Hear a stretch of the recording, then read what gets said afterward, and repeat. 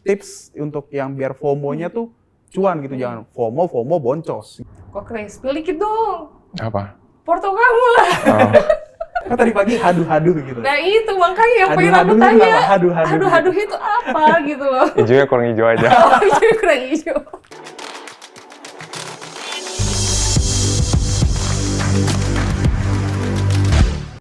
Hello, welcome to podcast Bareksa Insight. Bersama saya Hanum Kusuma Dewi. Dan kali ini ada yang beda nih, karena kita boyong tim analis Bareksa ke sini buat podcast. Dan saya bersama dengan Arianto Dipo Sucahyo. Halo. Dan Head Investment-nya Bareksa, Christian Halim. Waduh, mau ngomongin apa sih kok? Kamu ngapain sih?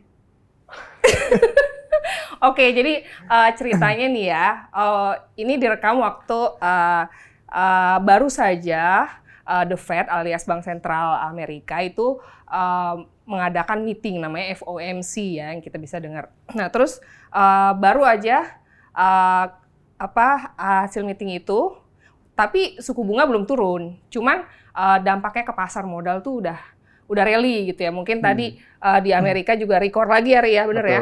Terus IHSG juga pagi ini juga naik gitu. Nah, mungkin Mas Kris bisa jelasin deh kenapa sih kok bisa rally seperti ini gitu di pasar modal? Ya, jadi pasar modal itu bisnis harapan gitu ya, bukan bisnis udah kejadian baru bereaksi. Biasanya kalau sudah ada harapan dan kata petinggi-petingginya ini akan terjadi, biasanya sudah kejadian duluan biasanya. Karena kan ini suku bunga nggak jadi turun, tapi kan sesuai dengan ekspektasi. Nggak jadi turunnya karena memang direncanakannya tuh turunnya di bulan Juni. Harapan ya, tapi kok tadi dirimu kok marah-marah sih?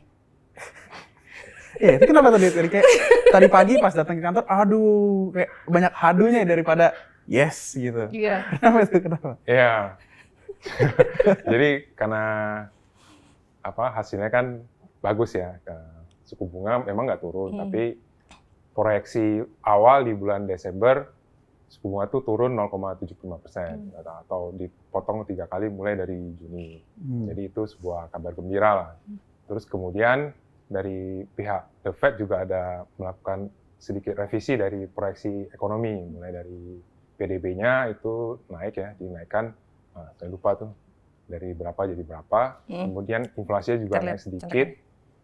Dan terakhir dari sisi pengangguran juga dari 4% dinaikkan jadi 4,1, tapi tahun depannya balik lagi turun ke 4%. Gitu. Oh, iya, jadi overall ini dicapnya sebagai bahwa pemerintah tuh melihat kondisi ekonomi Amerika itu berjalan dengan baik, bahkan lebih baik daripada harapan awal, terus inflasi juga terjaga gitu.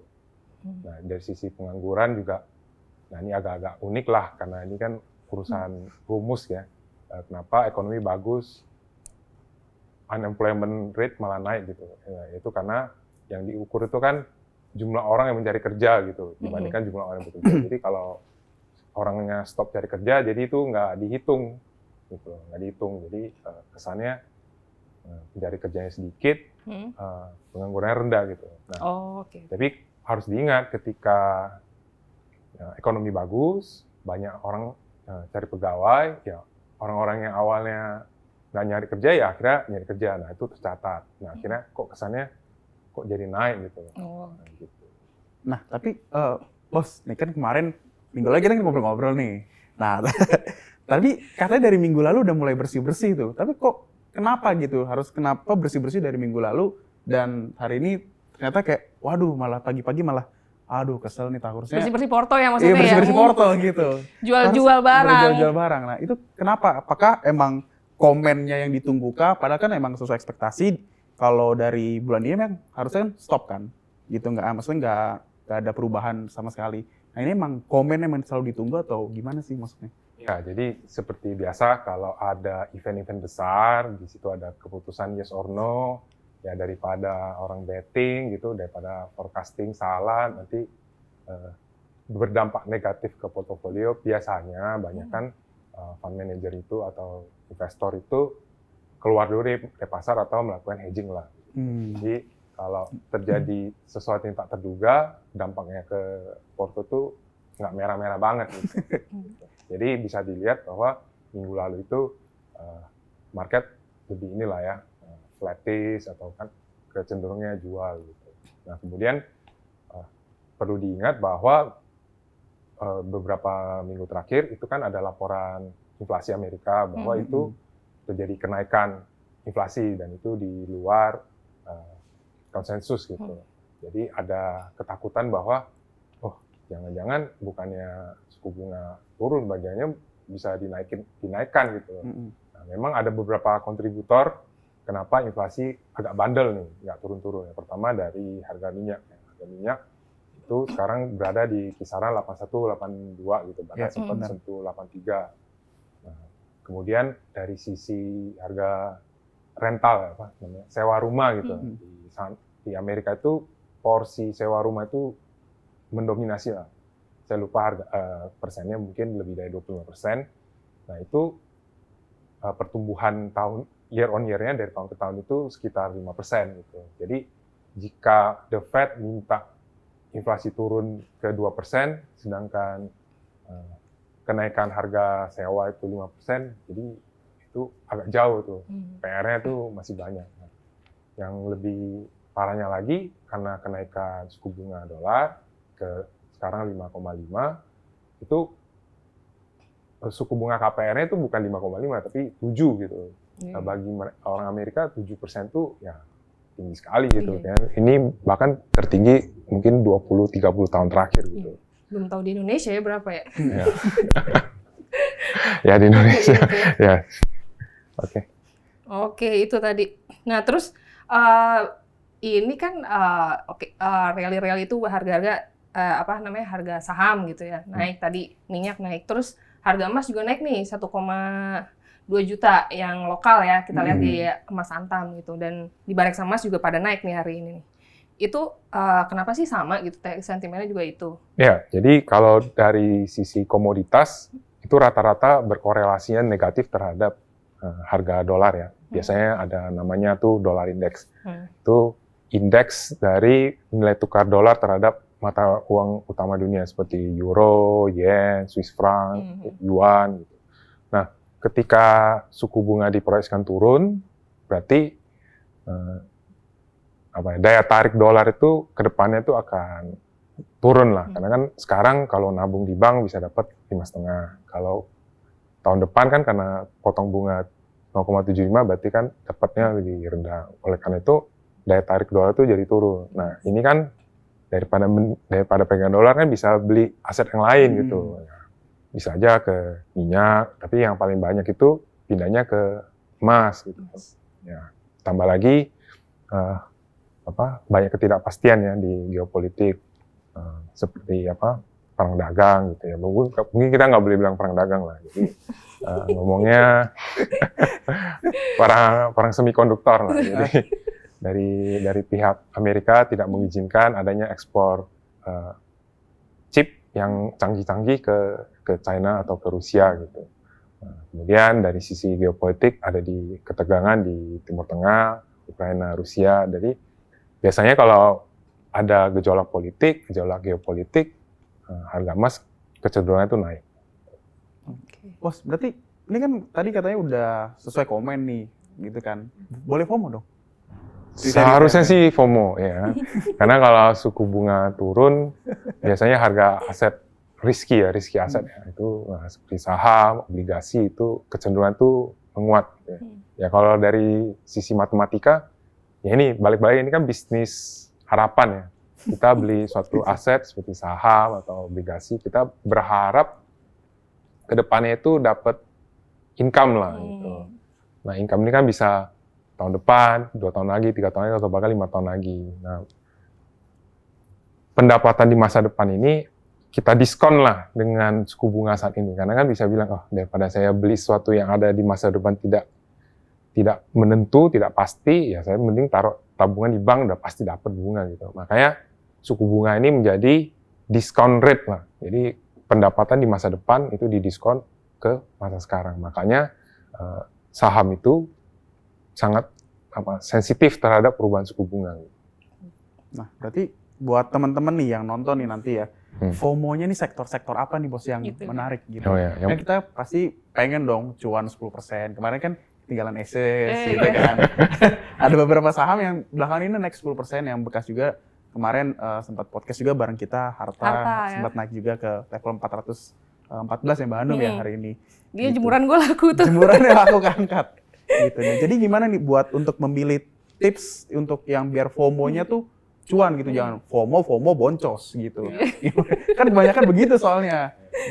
Gue ikutin dia dah gimana gitu. Oh, ya. Kalau suku bunga turun biasanya yang paling sensitif itu adalah perbankan, real estate sama saham teknologi ya. Nah, mungkin kita bisa bahas pertama dari perbankan dulu paling gampang gitu. Ketika suku bunga turun, ya diharapkan bunga deposito atau bunga tabungan tuh ikut turun dan menurunkan suku bunga kredit gitu. Nah, kalau kreditnya lebih murah, diharapkan orang lebih banyak apply kredit lah gitu. Seperti kita ketahui, kalau kredit membesar, diharapkan pertumbuhan ekonomi juga makin cepat gitu. Dengan demikian, laba dari perusahaan bank itu bisa tambah gemuk gitu.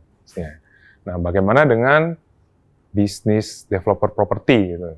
Ya, balik lagi, ketika membeli rumah, jaranglah orang belinya cash gitu ya. Mayoritas itu butuh pembiayaan ya. 80% ya, betul, ya. Fasilitas KPR. Nah, KPR ini ya tentu balik lagi berhubungan dengan suku bunga acuan gitu. Kalau suku bunga turun, KPR rendah, biaya cicilan bulanannya lebih rendah, lebih affordable, orang bisa beli gitu. Nah, ketika orang bisa beli, sales dari perusahaan properti ini naik, ya sahamnya diharapkan ikut naik. Gitu. Nah, yang terakhir itu perusahaan teknologi ya. Nah, kenapa? Karena perusahaan teknologi itu ini benar-benar ini biasanya ya masa sekarang itu laporan keuangannya kurang bagus lah, karena dia butuh R&D, butuh tes pasar, sehingga revenue yang dia hasilkan belum bisa menutupi biaya-biayanya. Ya, biasanya net profitnya itu bukan net profit tapi net loss gitu. Ini boleh spill nggak sih ini nama sahamnya? Oke, disclaimer dulu. Disclaimer dulu. Mungkin teman-teman di sini nggak ada tahu dulu ya. Ya, intinya perusahaan teknologi ini kan memberikan harapan yang jauh lebih besar lagi di masa depan gitu. Jadi ketika suku bunganya turun, wah itu nilai valuasinya tuh bisa naik gitu. Diharapkan seperti itu. Tapi emang bener sih ini yang saham ini nih memang tadi juga top value ya pagi-pagi gitu. Langsung diborong gitu, nggak salah. Nah, tadi ada sebuah ini ya menarik, kayak kalau kita dilihat kan disebutnya tadi ada properti, berarti otomatis retailers dan consumer juga pasti harusnya naik dong bos gitu tahun ini. Seharusnya sih ikut naik ya, karena ya memang selain dari pengaruh suku bunga, ini kan multiplier effect lah, trickle down effect lah. Jadi ketika ekonomi berputar lebih cepat, hampir semua sektor tuh diuntungkan lah begitu. Ya, memang ada beberapa sektor yang kurang diuntungkan gitu. Nah, balik lagi ke consumer ya. Kebetulan kan sejak bulan Februari terjadi kenaikan ini harga-harga komoditas gitu ya. Salah satunya adalah CPO kelapa sawit. Seperti kita ketahui ada kurang lebih 3 juta petani sawit gitu. Nah, saat ini harga sawit naik ke 4.300 ton per ringgit gitu ya. Terbalik. 4.300 ringgit per ton. Terbalik. Jadi ketika harga jual tandan buah segar petani ini meningkat, berarti kan pendapatannya naik. Pendapatan naik, daya beli naik, ya bisa belanja lah gitu. Ketika bisa belanja, ekonomi bisa berputar gitu. Nah, ini diharapkan translate ke penjualannya di retail dan inilah ya, seperti SHW dan MAPI gitu. Itu juga masuk ya stok Week Bareksa ya? Iya, kalau nggak salah jadi masuk pilihan kita untuk di kuartal ini Mbak Hanum. Kuartal gitu 1 ya? Waduh, walaupun tadi Aces sudah meningkat ya, gitu. Tapi kita lihat MAPI belakangan ini mengalami koreksi, tapi kita lihat memang itu koreksinya wajar sih, gitu. Karena udah naik, udah cukup signifikan, jadi bisa menjadi buy on weakness juga nih, gitu. Sama satu lagi tuh, saham bank ada juga yang masuk di stok Week Bareksa apa? Mandiri dan BNI ya. BNI ya? Gitu. Semoga bisa makin cuan gitu ya ke depannya. Nah, itu kalau untuk trading sendiri nih bos kan, karena kita tahu lah kita pengen cuan gitu. Nah, gimana cara kita trading nggak boncos? Itu kan yang paling penting, bener gak? Bener. Gimana caranya kita trading, kita pilih saham dan nggak boncos? Itu. Boleh pengalaman pribadi kali. Nah, mungkin dari pengalaman pribadi yang selama ini kayak, aduh, seharusnya belinya pakai ini, cara ini, kan pengalaman jauh lebih banyak nih daripada kita di Bandung. Nah, jadi kalau pemilihan saham mungkin dimulai dari inilah ya, faktor makroekonomi dulu lah. Karena makroekonomi ini berpengaruh besar ke appetite investor terhadap aset apapun gitu. Kalau kondisinya bagus, maka aset ABCD akan diuntungkan, DF akan dirugikan. Nah, itu kita harus pahami gitu ya. Jadi kalau misalnya kondisinya lagi bagus, ya kita harus agresif gitu loh. Ya jangan sampai kondisinya buruk, kita paksa agresif, ya boncos gitu loh. Ya seperti ya mungkin kita kilas balik tahun lalu lah. Tahun lalu kan kita tahu ada gejolak lah. Mulai dari kenaikan treasury yield itu di bulan hampir 5% gitu ya di bulan September Oktober gitu. Nah, ketika itu terjadi koreksi di SBN, harga SBN kita, kemudian ISG juga terkoreksi, ya hampir semua saham ya merah gitu ya. Jadi bisa dibilang ya pilih saham apapun ya rugi gitu. Jadi kalau ada masa-masa yang nggak boleh agresif ya kita sebaiknya ya nonton dulu, silent dulu, taruh dulu di instrumen yang ini ya aman seperti pasar uang atau emas gitu ya. Nah, tahun ini terbalik nih karena suku bunga mau diturunkan, kondisi ekonomi memang ya kayaknya sih nggak akan krisis lah. Mungkin terjadi perlambatan dibanding tahun-tahun sebelumnya, tapi kondisi ekonomi global overall itu lebih baik ya, kecuali China gitu ya. Nah, dengan demikian kita tahun ini bisa lebih agresif untuk masuk ke saham atau kalau yang sibuk bisa mempercayakannya ke equity fund gitu sih. Oke, itu tadi ya biar nggak boncosnya tadi. Ini maksudnya untuk trading atau investment? Harus trading loh. Harus trading. Karena kan pengen ngerasain 10% sehari biar bisa capture masukin IG story. Flexing ya, dia mah harus gitu. Harus flexing. Anak-anak sekarang harus flexing biar tahu kita beneran trading, bener cuan. Ya, jadi ya balik lagi ke tadi kondisi makroekonomi ya. Sektor apa yang diuntungkan, ya kita masuk gitu ya. Seperti tadi kita utarakan, sektor yang diuntungkan saat ini adalah perbankan, properti, dan retail gitu. Ya di luar saham ini ya mungkin ada yang diuntungkan gitu, tapi 3 sektor ini yang paling inilah menurut kita akan diuntungkan. Jadi kalau bisa portofolio fokus di saham-saham di sektor ini gitu. Nah, kalau dari sisi jangka menengah ini ya. Ya betul. Kita call-nya itu buat 1 semester ya, itu kita tadi Mandiri, BNI, MAPI, Ace Hardware sama Smartrecon. Oke. Menarik. Berarti harus benar-benar ada high conviction, keyakinan untuk bisa cuan dan flexing jangka panjang. Flexing jangka panjang. Jangan cuma flexing cuma sehari posting, besok enggak gitu. Jangan. Nah, nih aku mau nanya soal high conviction ya, Kak Ari. Kan kalau high conviction itu berarti kita berani all in dong ke saham itu gitu. Itu berarti lu kalau punya porto tuh berapa sih, ada berapa saham gitu? Oke, kalau maksimal untuk yang benar-benar high conviction paling 2 atau 3 sih. Kalau 2-3? Iya, 2 atau 3 portofolio yang benar-benar high conviction gitu ya. Contohnya kayak kemarin sempat punya Ace juga, terus juga ini jadi kayak sedikit bocor portofolio juga ya kemarin. Jadi sempat juga punya ESA gitu. Jadi ESA ini perusahaan amonia. Jadi ini karena kita lihat kemarin kan program dari debat yang pertama hingga kelima, ini paslon 02 kemarin juga menyebutkan mereka akan fokus ke carbon capture dan carbon storage-nya, di mana butuh amonia, dan perusahaan kita waktu itu sempat cari ngulik-ngulik apa sih perusahaan Indonesia yang punya amonia. Ternyata ada di ESA gitu. Jadi waktu itu masuk harga entry masih cukup rendah di level 500 kecil sekarang harganya udah di 630 Wow. gitu. Nah kemarin juga ada masuk di ACE juga lumayan cukup kecil di level 800 kecil juga. Dan sekarang kan sempat udah terbang jadi indeks 930 sudah take profit gitu. Jadi memang butuh ada high conviction yang perlu yakin ke sana gitu. Kenapa ambil ACE kemarin? Karena kita lihat banyak rumah-rumah baru gitu ya. Mungkin karena gue tinggal di daerah Tangerang gitu. Jadi kemarin lihat banyak perumahan kecil, kita lihat menengah ya, kelas menengah gitu.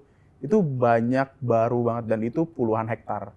Bayangin aja perumahan puluhan hektar pasti butuh isi perabot. Minimal yang kata, mungkin buat teman-teman yang sudah nonton podcastnya ACE ya, minimal spin mopnya ACE kalian punya. Iya.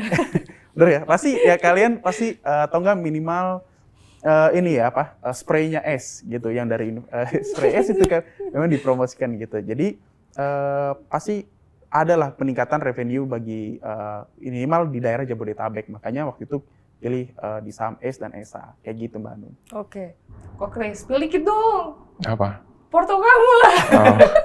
Ya tadi perbankan sama properti ya, karena memang ini direct beneficiary dari penurunan suku bunga gitu sih.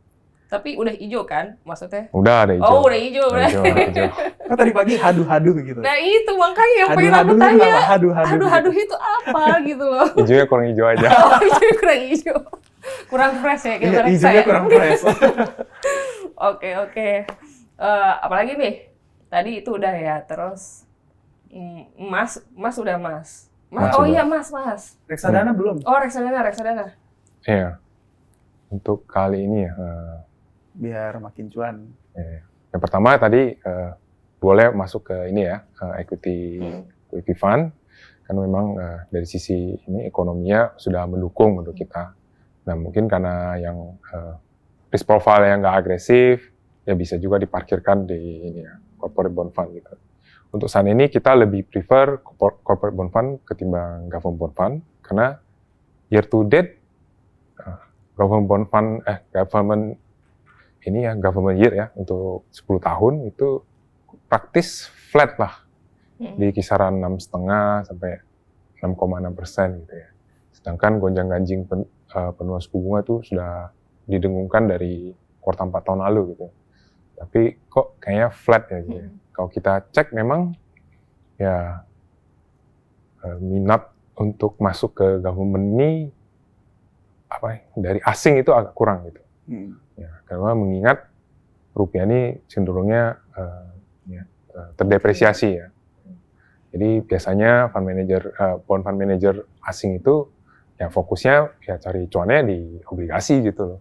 Dia tidak mau memikirkan risiko dari forex gitu ya. Dia nggak mau tukar dolar ke rupiah, beli obligasi pemerintah, dapat kupon, terus mau keluar, udah dijual, mau balikin ke dolar, ini rugi gitu.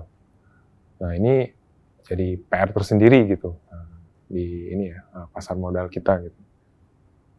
Instrumen hedging di Indonesia itu kurang banyak lah gitu ya, ataupun tidak deep lah gitu. Jadi orang asing kalau mau melakukan hedging itu kerepotan gitu. Kalaupun ada biayanya tinggi gitu. Jadi itu menggerus return. Ini memang PR dari inilah ya institusi pemerintah untuk pengembangan dari inilah hedging instrument gitu. Itu menurut kita. Boleh ngomongin yang itu nggak sih? Kan ada produk barunya apa sih namanya? Bursa ya? Yang Bursa bersangka. Bukan. Jadi Bursa Efek tuh mau bikin single stock futures gitu. Itu hedging nggak sih? Itu termasuk hedging ya. Yang namanya futures, option, derivatif, biasanya itu untuk hedging gitu. Misalnya contoh, saya punya porto ya kayak BCA, Mandiri, BNI gitu. Menjelang FOMC minggu ini, takut nih merah nih, daripada nggak bisa tidur, ya udah beli aja tuh single stock futures kalau ada ya. BCA saya posisinya short ya, short sell gitu. Nanti jika hasil dari FOMC ini di luar dugaan, ya bank di porto saya kan turun nih. Tapi kan porto yang derivatif ini naik nih. Jadi ya itulah ya, untung rugi jadi di offset gitu. Nah sebenarnya itu menarik gitu. Nah, kalau kita bisa begitu, pasar kita lebih dynamic lah. Tapi Enggak. belum ya itu ya? Ya belum, karena ini ya, kalau tidak ada instrumen derivatif, ya seperti tadi Ari bilang, minggu lalu cuci gudang gitu loh. Akhirnya beneran turun kan. Iya, Ya, padahal kita cuma butuh stop gap lah. Jadi kita mau pegang untuk setahun ke depan. Tapi untuk 1-2 minggu ini kita sebenarnya masih pengen nih pegang posisi. Cuma kan takut merah nih. Nggak mau ikut tenggelam ya itu. Ya. Daripada nggak bisa tidur, ya beli ini jual futures untuk mengamankan posisi di portofolio saham. Oke. Jadi belok sini, maaf ya. Balik lagi ke itu tadi, reksadana pendapatan tetap berbasis corporate bond ya. Iya, corporate bond. Corporate bond itu tadi. Terus kalau yang kan ada yang konvensional dan yang syariah nih. Ya. Kenapa kalau yang syariah ini katanya itu harganya bisa lebih dibilangnya stabil gitu ya, lebih stabil gitu. Bahkan, ya. Itu kenapa tuh? Ya, jadi kalau obligasi syariah itu supply-nya ini agak kurang lah. Sedangkan permintaan itu lebih tinggi gitu. Jadi seperti hukum ekonomi, ketika demand-nya lebih besar daripada supply, maka harganya tuh lebih tinggi gitu.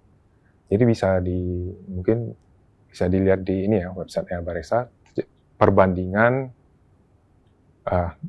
reksadana pemerintah konvensional dibandingkan reksadana pemerintah yang syariah. Itu tahun lalu kan ada fluktuasi ya. Bisa dilihat fluktuasi dari yang syariah itu lebih rendah. Jadi kalau investor udah beli obligasi syariah ini kan tergolong langka nih. Mereka males jual, takut jual nggak dapat lagi gitu loh. Nah, makanya NAV-nya lebih stabil, harganya cenderung lebih stabil gitu. Tidak tidak sevolatile yang konvensional. Itu tadi. Tapi bentar, kan kalau tadi katanya lebih stabil gitu ya, berarti otomatis volatility sensitivity terhadap suku bunga gimana nih berarti ke depannya? Seharusnya lebih lebih kurang, maksudnya lebih rendah dibandingkan dengan konvensional. Karena konvensional ketika ada berita, oh ya the Fed kayaknya nggak jadi turun bunga nih, BI nggak jadi turun bunga nih, itu koreksi di obligasi konvensional tuh lebih tajam gitu. Tapi ketika bilang, oh ya nih jadi potong nih, ya harganya naiknya juga lebih tinggi. Nah, jadi balik lagi ke risk profile ya. Kalau yang pasukan berani mati ya bolehlah beli yang konvensional gitu ya.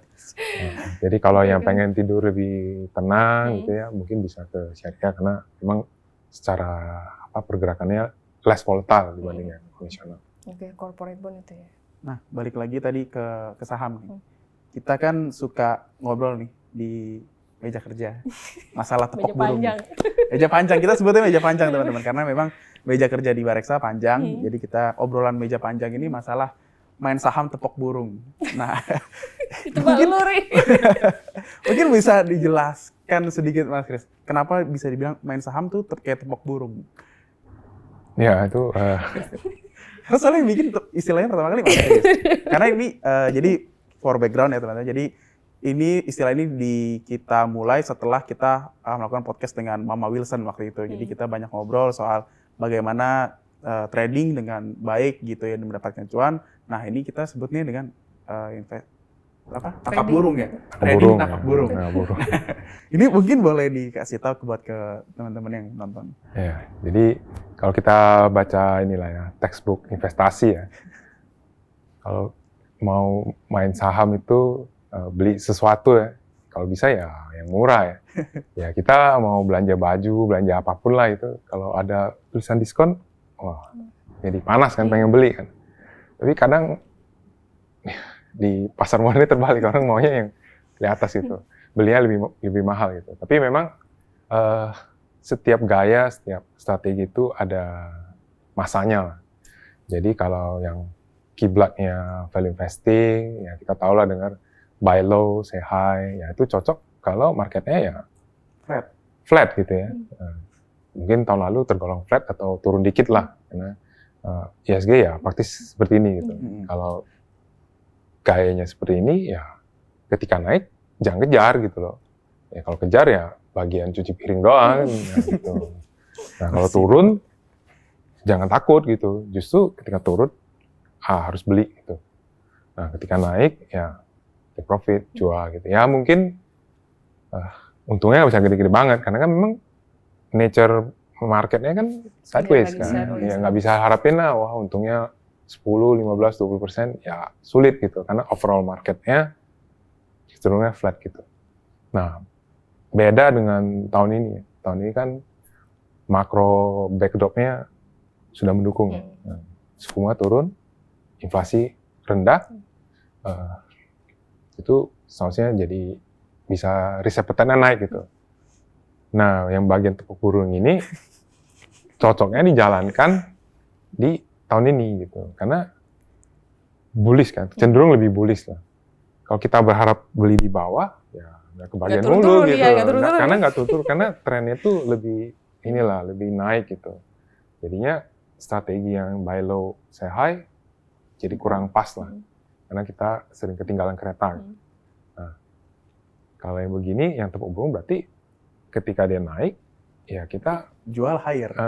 Kejar beli mahal dong. Ya itu. Kita berharap dia naiknya lebih tinggi karena ada momentum di sana, di situ mungkin FOMO lah gitu ya. Itu sih. Itu balik lagi tadi ya. Karena pasarnya memang lagi positif gitu ya. Ya waktunya FOMO emang ini gitu, bener gitu, waktunya beli gitu. Terus ya itu balik lagi ya nature-nya biasanya mana ya? Investor retail tuh suka tanya, wah ini saham udah naik tinggi nih, masih bisa naik nggak? Itu biasanya udah ketinggalan kan. Nah, dan pasti pertanyaan sering juga tuh. Dan ya itu pasti dari kliennya Paman Gober lah, pelit kan, belinya di bawah, buy low, sell high. Nah, ketika dia ketinggalan pasti tanya masih bisa naik nggak, ya kan? Karena takut belinya kemahalan gitu. Karena ya itulah nature dari investor gitu ya. Nah, ada beberapa tipe investor lain yang nggak begitu. Ketika saham di bawah, ya pasti nggak menarik gitu kan. Pasti ada berita jelek atau berita jeleknya ya kita nggak tahu, atau belum pricing atau apa, dia nggak tertarik gitu. Kalau konsepnya tadi Mama Wilson, ya ketika rame, wah ini ada sesuatu nih. Gitu. Memang bisa jatuhnya resikonya tuh kayak tahun 2021 kali ya, 2022. Ketika semua orang FOMO beli sama apapun lah yang naik, yang rame, ikutan, ya terus ya ada bagian cuci piring gitu. Ya itu memang salah satu resiko lah kalau konsepnya buy high sell higher. Ya memang resikonya ya belinya ketinggian atau belinya di puncak gitu, belinya di pucuk gitu istilahnya gitu. Nah menurut kita tahun ini strategi ini lebih pas ya. Bisa dilihat inflasi juga naik. Paling gampang lihat harga saham bank deh. Harga saham bank itu ya nggak begini, harga bank ya naik gitu loh. Jadi harus berani bayar mahal. Nah, kita harapkan selain banknya naik, sektor-sektor lain itu ikutan naik lah. Oke. Berarti tipsnya buat teman-teman yang nonton nggak boleh pelit. Langsung HK pokoknya. Nggak boleh ngantri-ngantri. HK pokoknya kalau lagi bullish berarti HK, bener kan? Betul. Agresif banget emang nyari. Oke, udah kupas semua nih ya. Kupas semua ya, benar. Oke, udah kupas semua. Mau nambahin lagi? Cukup kayak. Cukup. Kayaknya balik lagi ke meja panjang nih kalau mau dia mau ngomong banyak. Iya, harus ke obrolan meja panjang gitu bener. Oke. Itu tadi obrolan dengan tim analis Bareksa. Semoga bermanfaat. Tonton lagi podcast Bareksa Insight berikutnya.